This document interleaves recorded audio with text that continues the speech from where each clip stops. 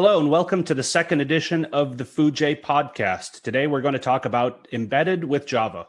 Welcome to the Foojay Podcast, all your news about OpenJDK. Today we're going to talk about embedded systems. Because Java didn't originally start on servers and web applications, it was originally designed to run on embedded devices and help program a remote control that would control TVs and other devices. And after a large detour in which Java became one of the most widely used languages for just about everything, we're back to talking about embedded systems. So today we have a couple key members of the Foojay and OpenJDK community with us. Hi, I'm Johan Vos. I'm one of the founders of Gluon. And with Gluon, we try to put Java on the client back in the picture. Java on the client typically means desktop, mobile, and embedded.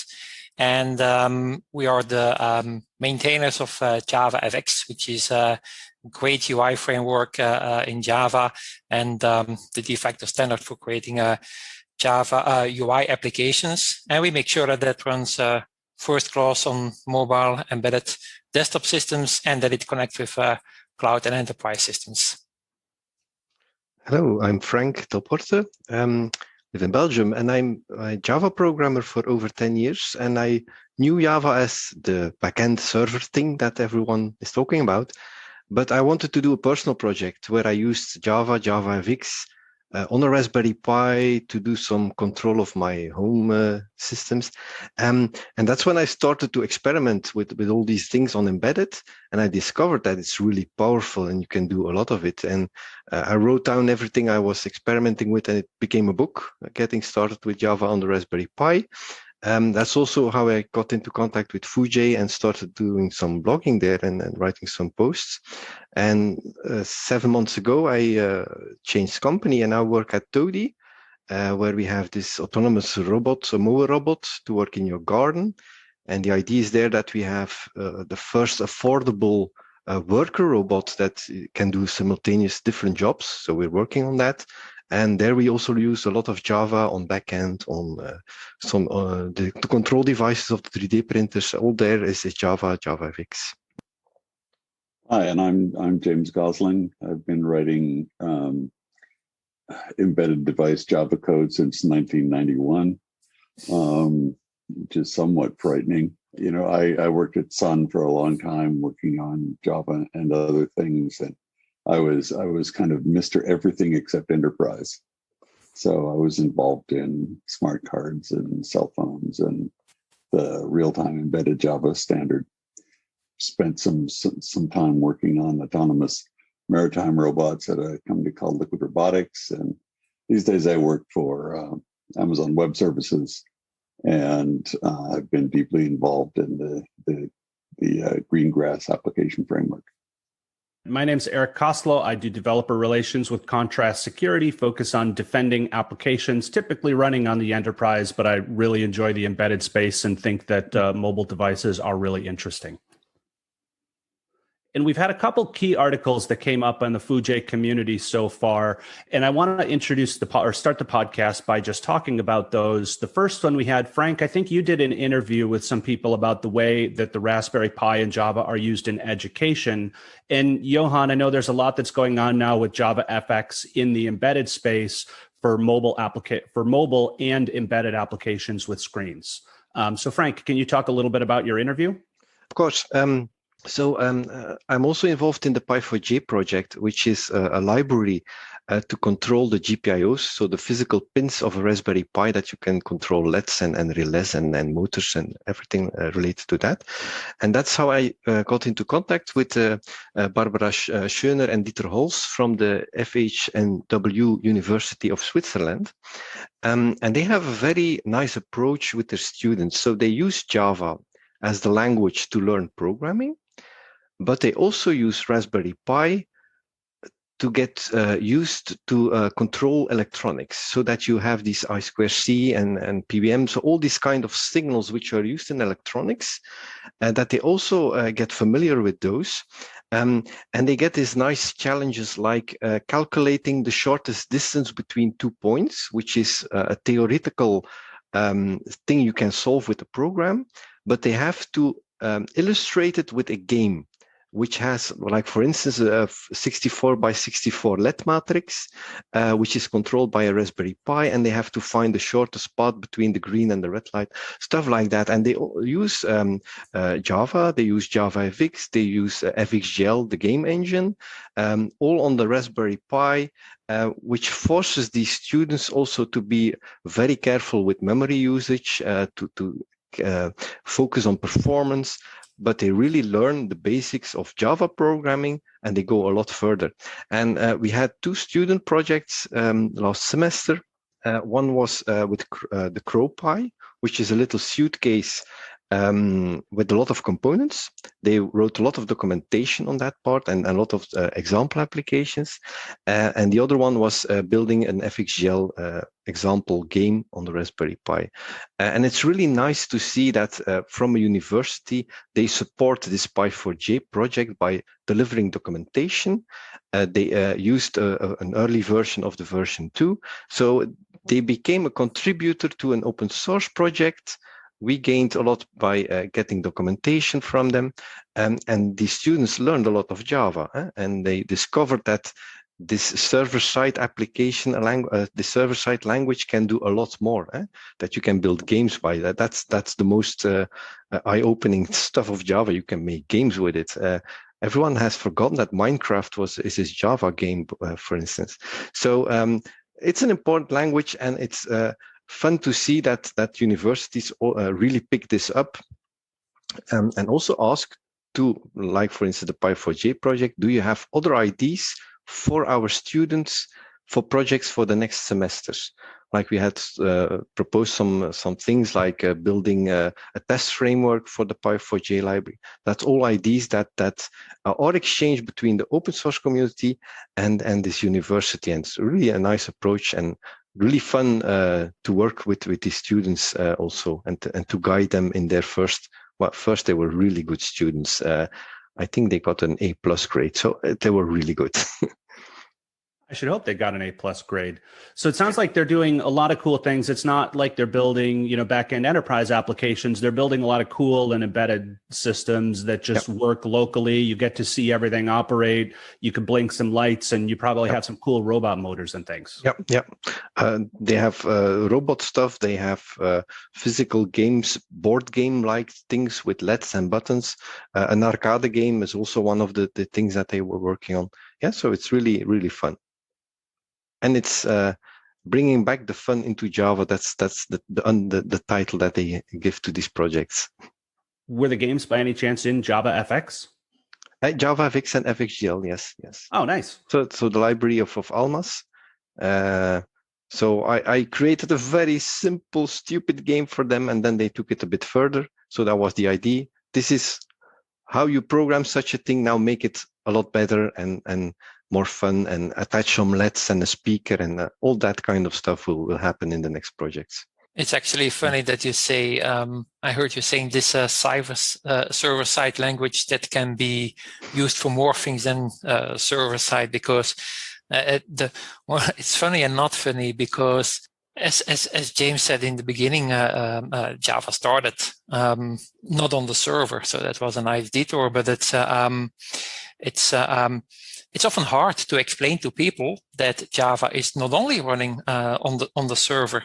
And to be honest, that is the biggest challenge that we currently face with Gluon, when we try to convince companies to use Java on the client, mobile or embedded. Then they say, but Java, isn't that something for databases? Mm-hmm. And that is sometimes frustrating. And I kept wondering many years how that came, because when I went to Java 1 in the late 90s, I was always amazed by these cool demos of Java on embedded devices. The toy show with James Gosling and Jack Bolella doing great demos. Dangerous demos, by the way. So that was really really fun. But how come? I know that there are a number of reasons why it didn't really take off those days. They had some nice work on the phones, and I bought the first phone with Java, and I was very enthusiastic. But in the end, developers didn't really got attracted to it. And so I've been thinking, what are the major reasons why developers didn't go for it? And apart from that, of course, there's the business story. Why is the business not going for it? Well, a database company is not doing something in embedded and mobile phones. So I think that's part of the reason. But being, I worked with PJava, MITP, C, LDC, KDC, and all those things. And it was a bit confusing as a Java developer. The right runs run anywhere, but there were so many profiles and configurations that it was hard. So lesson number one that I learned is, if you want to do mobile or embedded, you need to do the real Java. And not something that's something between Java 6 and 7, not specifically talking about Android, and that has its own UI layers, and that has its own packages that you have to use. No, it has to be the real Java. I think that's important. The second thing is that we want to have the real Java, but we also want to take advantage of those embedded capabilities. And if you look at the bare metal, most of those embedded and mobile devices are ARM CPUs with Linux, with some flavor of Linux on it. And that is something that with JavaFX, with Gluon, we have an extension to JavaFX to make it run very fast on the Linux kernel, using the DRM and the KMS modules that are in the Linux kernel. And that is really that allows Java to compete with the native toolkits on mobile and embedded, because there we combine the cross-platform things of Java with the hardware acceleration that is needed if you want to make something shine on those mobile and embedded devices. So from a technical point, well, and actually that combined with the fact that you don't need to install a JRE now on embedded or mobile devices to run mobile applications, because you can compile your application ahead of time. And then you have just a native application like any other native application. And I think with those things combined, there is now much more opportunity for Java to really become huge on embedded. And from a technical point, I think most of the hurdles are solved. The main problem is the image. How can we convince and how can we convince companies that their user interface don't have to suck? How can you explain that a dishwasher has by no means the UI capabilities of a mobile phone? And it's so frustrating if you see embedded UI devices that are so crappy, while there's a language and the UI toolkit that allows to make them great. And most important, the development of those OpenJDK and OpenJFX are done in the open. So it's not controlled by an advertisement company or whatever. So what is the world waiting for? That's my big question, actually. I mean, a lot of this stuff is sort of mired in history. You know, the way that Java sort of turned into something for the enterprise was a simple, follow the money kind of thing from the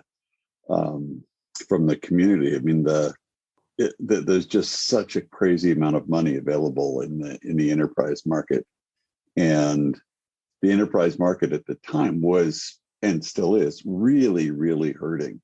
If you look at the reliability of software and the velocity of software development back in the mid 90s, it was really sad, and people were really, really desperate for something that would let them develop software very quickly and know that what they ended up with was very reliable, that would use the potentials of the emerging multi-core hardware that everybody had, handle large address spaces, large complex data structures. And, when people started having these experiences with, modern programming technology, it just swept the industry like wildfire. It was really quite bizarre to watch.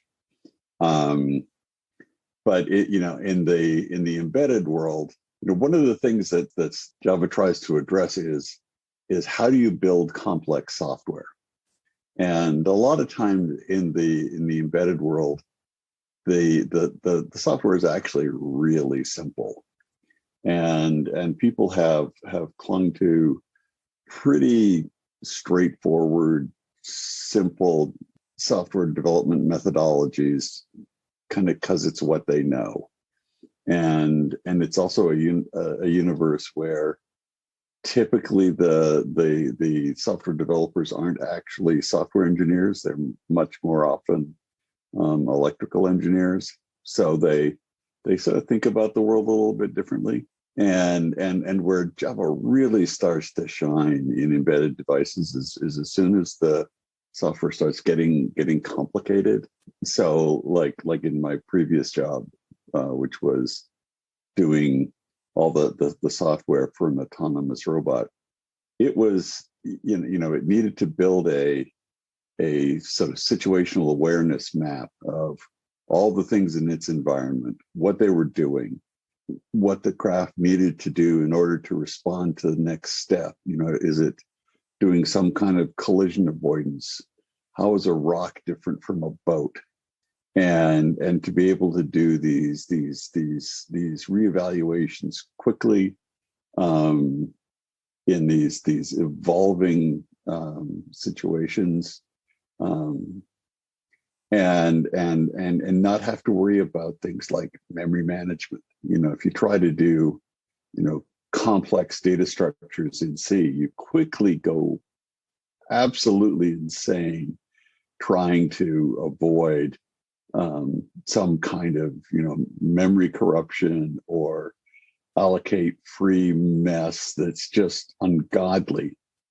And you know, if you ever try doing multi-threaded development in C, you will shoot yourself and be happy about it because it's just so bad.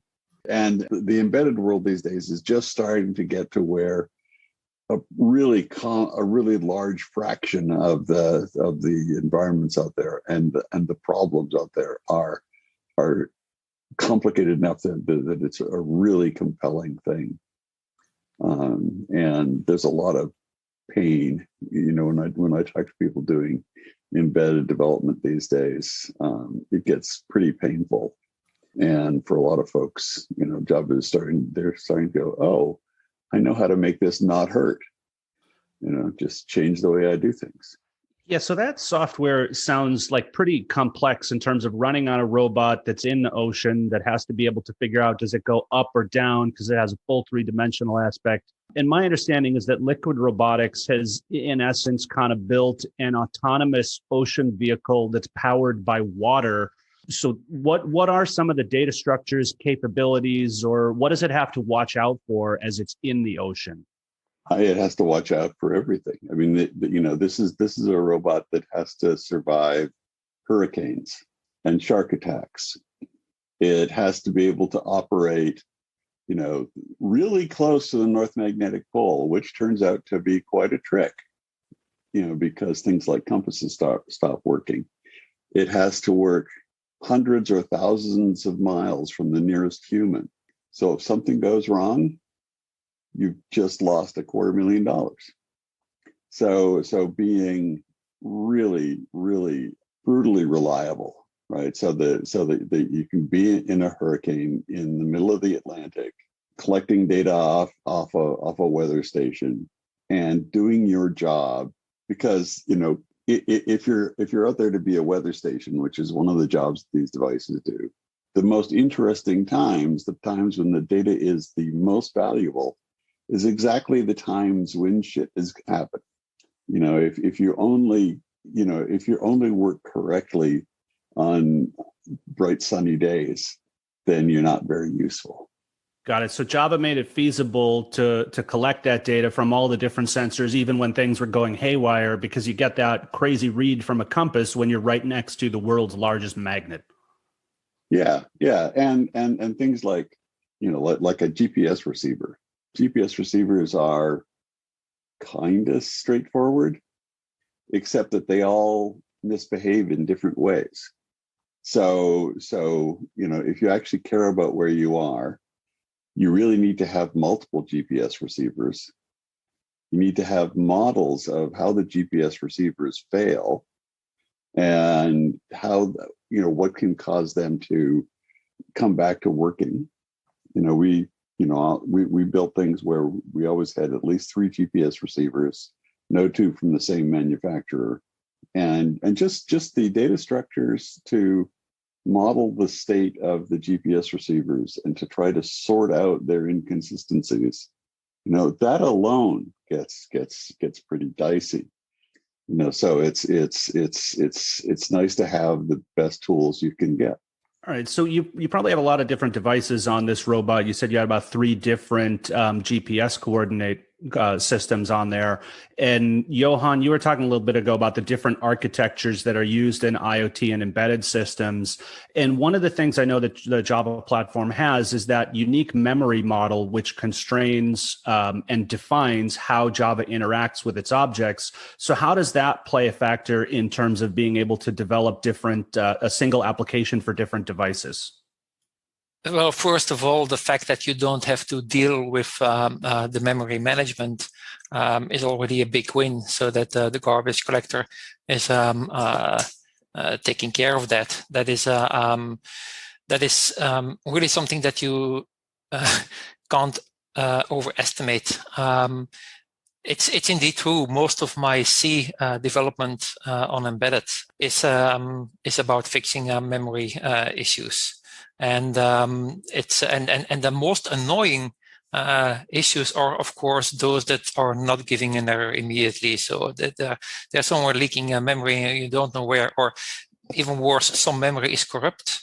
It doesn't happen during development or in testing. It only happens in production. So it is, and I think at this point the Java garbage collectors are extremely useful, performant, and accurate.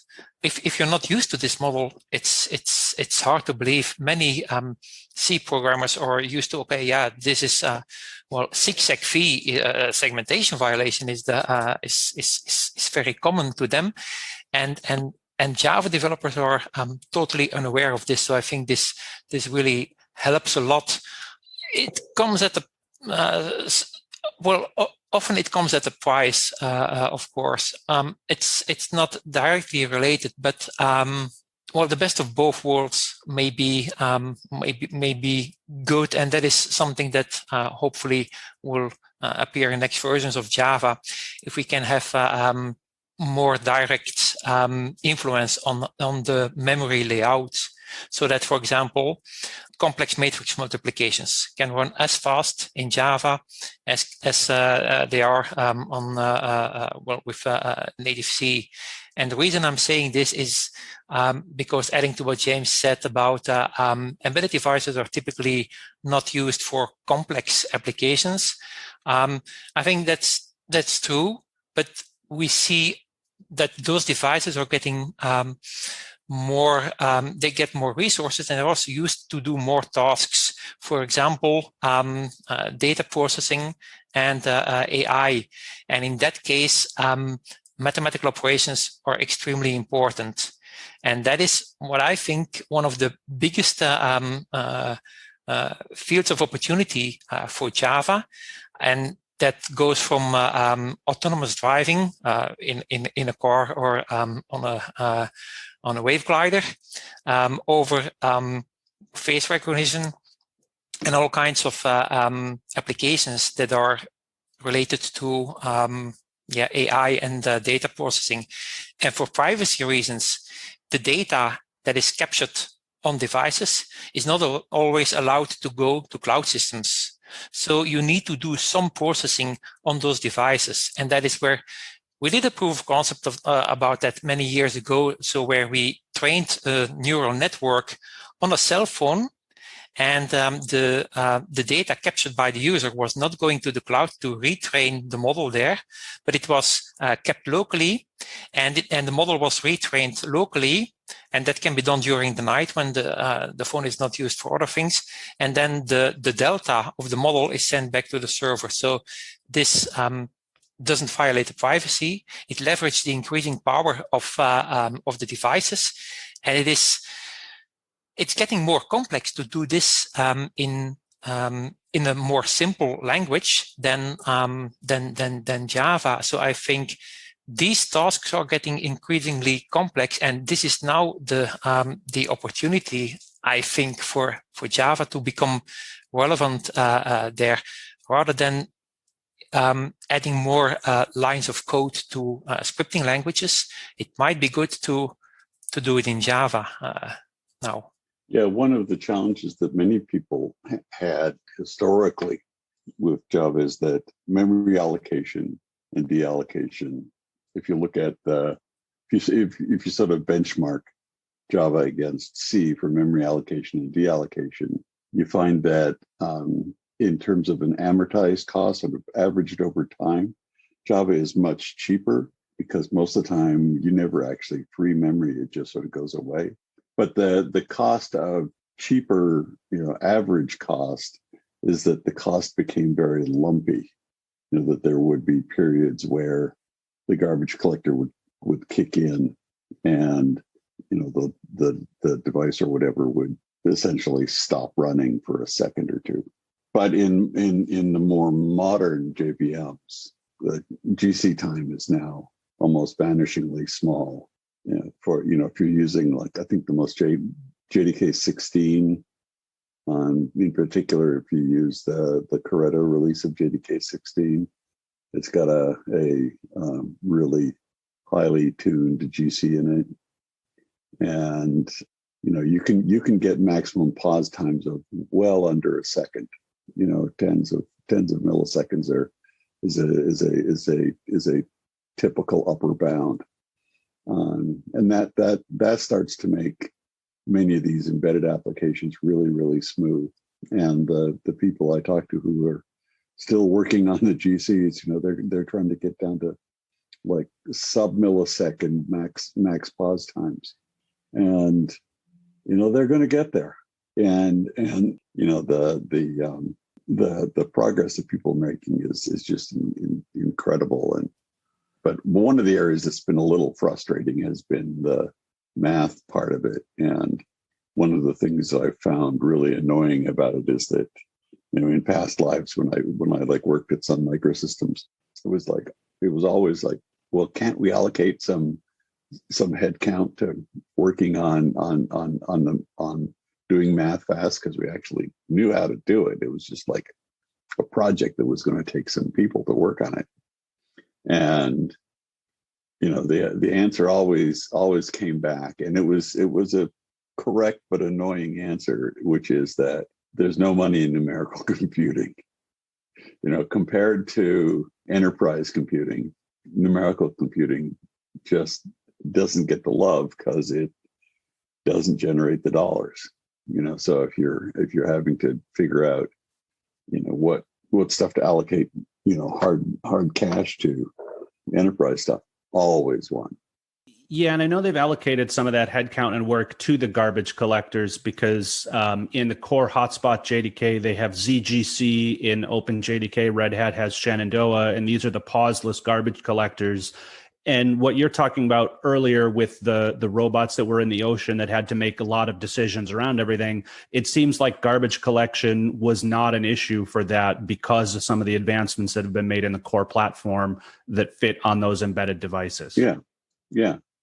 So if you're okay with pauses of a few tens of milliseconds, there's no issue.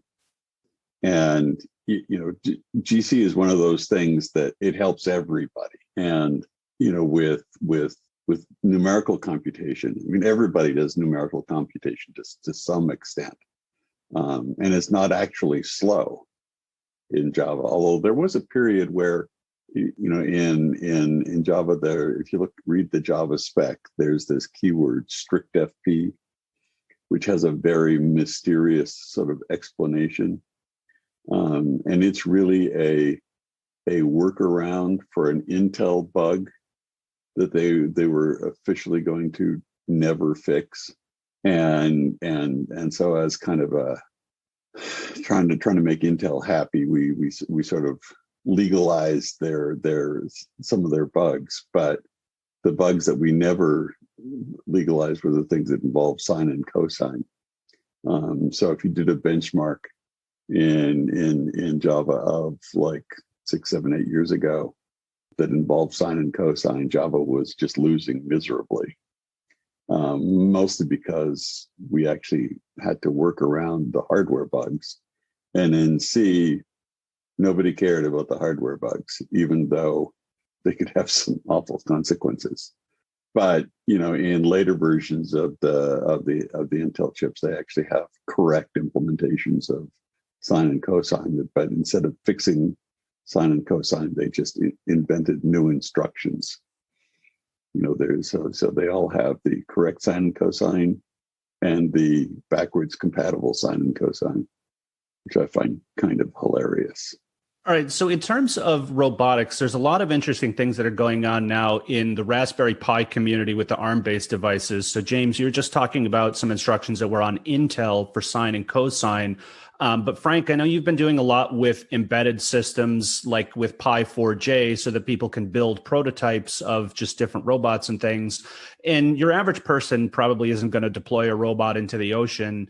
But what are some of the things and projects that people can do with embedded Java using like a Raspberry Pi? You have to take a look at the cost of a Raspberry Pi. It's very low. So you have a Raspberry Pi for $35, something like that. So for instance, where I work now, Toadi was a startup. We're busy for 3-4 years. So we have to go fast and it has to be inexpensive. So we have used Raspberry Pi everywhere. The first mowers, so the first robots, they were based on a Raspberry Pi. And we had, so we could use something which was driving around, which was gathering images, which was working or not working, but we had something which was driving around. Meantime, we have our own hardware. Our robots are all 3D printed. So we have a lot of 3D printers. Again, we use a Raspberry Pi to control these printers. And that's the first thing where I introduced Java into Toadi for this kind of devices, because we wanted to have a little touchscreen on each printer. So if the operator is walking around in the printer room, that he can quickly check what's going on or start a new job. So I don't like the kind of programs where you have on a Raspberry Pi, you have a service running and you have your browser, and in your browser, you have a web application. So if something is going wrong, where is it? So you have to be aware of all these levels. And by moving to Java, we have a background service which is controlling the printer and reading the state. We have JavaFX for the user interface. On the backend, we have a Java application, again, which is getting the same kind of models which are exchanged between both applications, and everything is Java from beginning till the end. So if something happens, yeah, it's me to blame because I developed it, but it's much more clear where we have to look for the issue. And then if you extend it with, like, for instance, the Pi4J library, and you can control LEDs and you can control buttons and you can read the button state and you can control any kind of chip you have, like a GPS. Gluon has an example with a car in-car entertainment system where you have the position of the car. That kind of GPS antenna costs $15. And you have it the next day on your desk, and you can attach it to your Raspberry Pi and read the state of the GPS antenna. It will not be as reliable as the one that James was using on the sea on his robots, but it's something you can experiment and you can get knowledge and you know how it works, or you can learn how it works and build your experience. When I started to program, I was 10 years old and I had a Commodore 64. I'm that generation. And when I was 14 years old, I had my Lego trains controlled by my Commodore because I had a relay board. And at that time, that was horrible. I had to buy a book in the Netherlands and I had to buy my components somewhere else. Now it's online. You find all the documentation you need and you can get started very fast. And you have all these people in the Java community, in the Arduino community, everywhere, who are willing to share how you set up such an experiment. My love for Java is that you can run it on a Raspberry Pi, and the knowledge you already have as Java developer, you know how to build an application, you know how to compile it, how to run it. You have all your build tools. Well, use the same experience and knowledge also on these devices, because it works just as fluently. In my book, I've used Spring. I have some blog posts with Quarkus. it all works. It starts super fast. Thanks to the work of Gluon, you can build for the 32-bit version or the 64-bit version of the operating system. You can build native applications. So there's nothing stopping from having reliable applications with not too many layers, not a browser, and not it's all within your Java environment.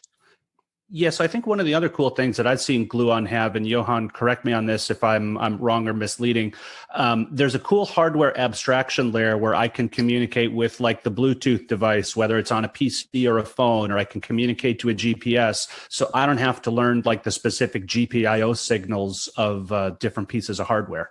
Right. So that is an open source project called Gluon Attach that we have for this.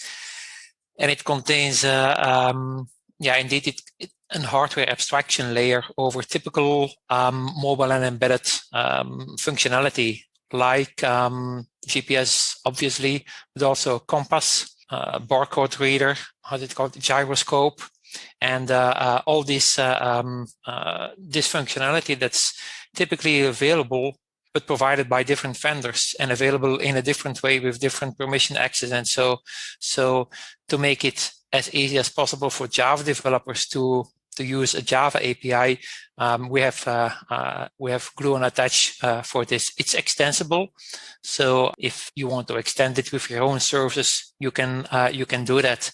But the goal, it fits in the overall concept that Java developers should just be able to use their IDE and to talk to those devices.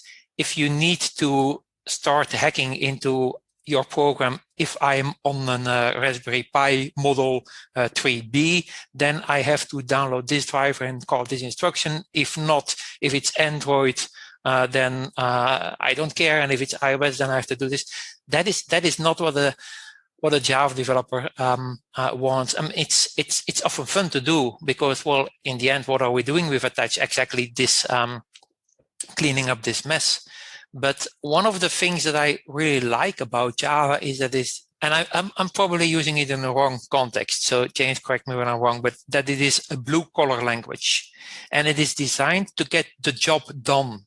It's not designed to get the best price for the for the most elegant design or whatever, but it wants to get the job done in a high quality way. So not just with only 5 lines of code you can do this, but you focus on your code, and Java will make sure that it works, that it scales, that it's secure, that it's and all those ground framework and I think that is something that we want to achieve with Attach as well. Just use your IDE, and you should be able to create applications for all those devices.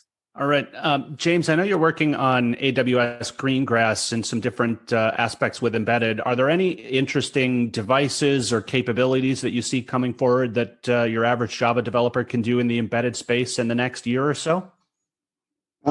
I don't know. I mean, most of the cool stuff is stuff that's already in the sort of in the air. The stuff that I've been working on is not so much about adding new capabilities, but about making it easier for people to go from a proof of concept to a product. So what I've been working on, and it's what this product called GreenGrass really does, is kind of all of the stuff that you need sort of around an IoT app to make that IoT app really sort of production hardened, right? So it deals with things like over-the-air updates, how you handle command and control, how you handle, logging and various sorts of management, how you handle interactions with the cloud, how you handle a bunch of security issues, and how you handle like credentials and in particular, it's when most people write an IoT app, they cobble it up on their Raspberry Pi, and they plays with some sensors and some servos or whatever it is. But once you're past that and you want to like distribute this to 1 million devices or 10 million devices, and You want to be able to monitor them, manage them, all of that stuff. Handle IoT at significant scale. That's really what GreenGrass is about. When you want to interact with other stuff, if you need to be able to do things like deploying databases that people would normally install by hand, but you want to automate all of that.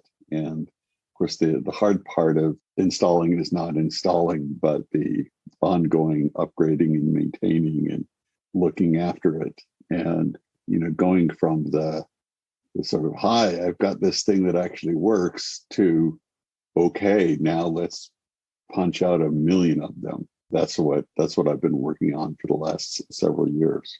Got it. So it probably makes it a lot easier in terms of like Java. You can use things like the JDK 1.4 logger. You can use log4j, commons logging, or now in JDK 9 system.get logger. And it seems like GreenGrass makes it easy for me to get that information from a single device or a fleet of devices rather than having to build like a log aggregation framework. Yeah. So log aggregation frameworks are something that there are tens of thousands of out in the world. So rather than trying to invent yet another log aggregation framework, we tie into, we built this fairly modular mechanism to allow people to sort of tie things together so that you can, the things that work out of the box are doing things like, logging to Kinesis or logging to any of the AWS system management frameworks, but you can kind of log to anything. Okay, and probably a batched log or an immediate log, because sometimes the device may not have connectivity. So it seems like those are the types of problems that have been dealt with, that just like a Java developer doesn't have to worry about memory management, they now have to worry significantly less about log collection. Well, and I mean, telemetry and logs, they're all kind of the same thing.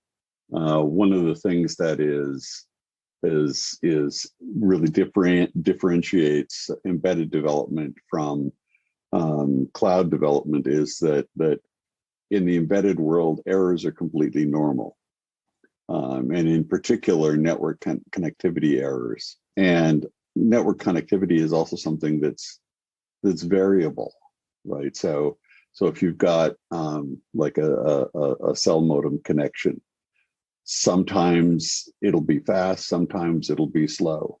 If you're logging stuff and you happen to be at the kind of the limit of your cell modem connection, it'll be slow and you may not be able to log everything.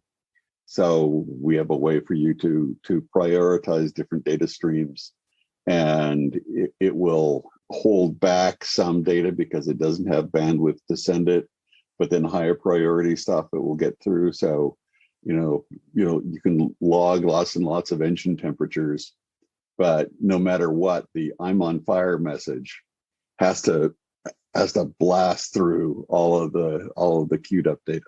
Interesting. So this is another concern that the Java developers don't have to concern themselves with, or they code it once and then the framework kind of takes care of it so that they're able to deploy their device and not have to deal with that specific every time.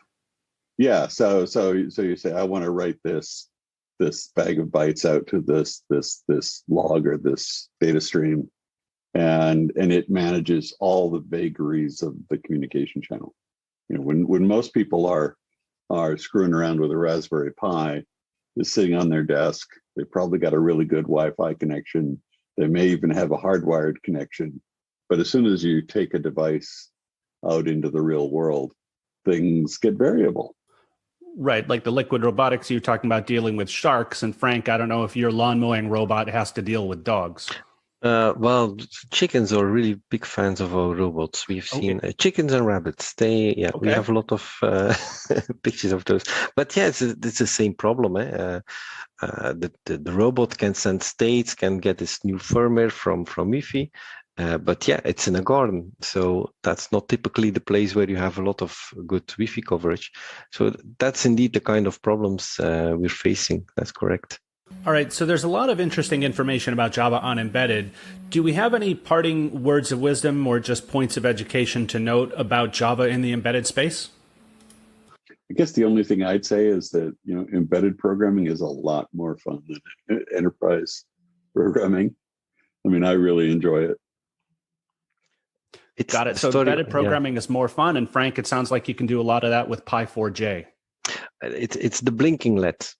The first time you have a LED which blinks because you did something in software, that's how do you call it? An aha-erlebnis. It's something, I did this and I didn't know how to do this before.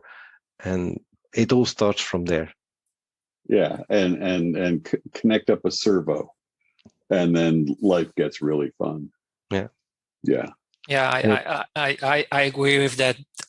It's fun, and it makes you you feel that you're really contributing to bringing the world to the next level. Because nothing wrong with using Java on the server, but the happiness that you feel when you invented something or you can create something. I have so many dreams that I want to do with so I'll have to talk with Frank about Pi4j and so. But it's often more fun. Now, the annoying thing is, has been mentioned a few times, is that there's more money to be earned with if you go to the backend. And fresh developers, when they got out of school and they want to earn money, they typically go to backend development. And I really hope that is something. I'm probably too naive, but I hope that is something that we can change. And actually, if AWS is now investing in a client-side framework, it's not a charity organization. So that means that in the end, there is revenue in the cloud. And I strongly believe in that, because all those cloud systems with all the data, where does the data come from? It has to come from clients and especially phones and IoT devices. So the better those embedded frameworks work, the more value there is in the backend. I think a main problem is that in large companies, they often still think in silos. The enterprise silo and the embedded silo have different goals. And if the embedded development can lead to more revenues in the cloud, that doesn't benefit the embedded team. And I think that is a problem. But I do think that if you want to follow the money, go back to the origin of the money, which is often a phone or an embedded device that is capturing data, processing data, and sending data or doing actions. And I think it's so simple, but maybe I'm too naive, because otherwise all the big cloud companies would mainly compete on the place where the data comes from, which is the client. All right. Thank you very much, everybody, for attending. I think we could wrap up the discussion here and keep an eye on Foojay for future articles about Java development, both on the server, on the back end, and especially on embedded systems. Well, thanks, Erik. It's been a pleasant hour. Thanks for having us. Give me a Foo, give me a J, give me the friends of OpenJDK.